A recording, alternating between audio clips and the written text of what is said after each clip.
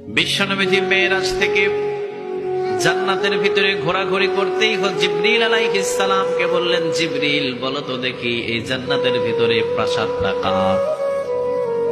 জিবরিল আলাইহিস সালাম বললেন, ও নবী, আল্লাহ রাব্বুল আলামিন এই জান্নাতের ভিতরে সুন্দর করে প্রাসাদটা আপনার সাহাবী ওমরের জন্য বানিয়ে রেখেছে। কার জন্য বলেন? ওমর। কেন আমার ওমরের জন্য এত সুন্দর প্রাসাদ কেন? জিবরিল আলাইহিস সালাম বললেন, ও নবী, এইটা তো আজকে বানাই নাই, এই প্রাসাদ তো আল্লাহ রাব্বুল আলামিন আজকে বানাই নাই। যেই দিন আপনি দোয়া করেছিলেন আবু জেহেল, এই আবু জেহেলকে যেন আল্লাহ রাব্বুল আলামিন কোরআনের জন্য কবুল করে নেই, অথবা ওমরকে যেন আল্লাহ রাব্বুল আলামিন কবুল করে নেই। আবু জেহেল রে কবুল করে নাই, ওমর রে কবুল করেছে। ওই দিনে যে ওমর একটা মিছিল বাহির করে আল্লাহর নামে তাকবীর দিয়েছিল, সেই দিনে আল্লাহ রাব্বুল আলামিন ওমরের জন্য জান্নাতের প্রাসাদ বানিয়ে রেখেছে। নবী ওই দিনে বানিয়ে রেখেছে। বিশ্বনবীর কলিজার ভিতরে একটা লালসা জাগলো, লালসা, একটা লোভ জেগেছে, লোভ জাগলেন বিশ্বনবীর কলিজার ভিতরে। বিশ্বনবী জিবরিল আলাইহিস সালাম রে বললেন, চলো না ওই প্রাসাদের ভিতরে যাই।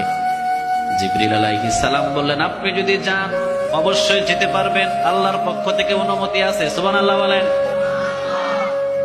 অনুমতি দিয়েছে কে? আরো জোরে বলেন, কে? আপনি যদি যেতে চান তাহলে অনুমতি আছে, চলেন গো নবী। আপনি যদি চান গেট দিয়ে আপনি ভিতরে প্রবেশ করতে পারবেন।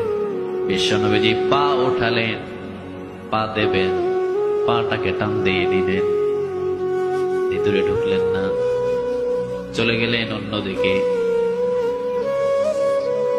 হযরত ওমর রাদিয়াল্লাহু তাআলা আনহু যখন বর্ণনা করেছিলেন, বিশ্বনবী সাল্লাল্লাহু আলাইহি ওয়াসাল্লাম বর্ণনা করার সাথে সাথে আল্লাহ রাব্বুল আলামিনের পক্ষ থেকে যে প্রাসাদ, এই প্রাসাদের বর্ণনা করতে গিয়ে হযরত ওমর রাদিয়াল্লাহু তাআলা আনহু শুনলেন, কানলেন, আর বললেন, ও নবী, আমার মতো গুনাহগার ওমরের জন্য আমার আল্লাহ রাব্বুল আলামিন এত ভালোবাসা দেখিয়েছে, এত সুন্দর প্রাসাদ বানিয়ে রেখেছে। নবী গো, আপনি কি জন্য এই প্রাসাদের ভিতরে ঢুকলেন না বলেন? বিশ্ব নবীজি বললেন, ওমর, আমার আল্লাহর পক্ষ থেকে অনুমতি ছিল। ও ওমর, আমার আল্লাহ রাব্বুল আলামিন আমারে অনুমতি দিয়েছিলেন, আপনি ঢুকলে ঢুকতে পারেন।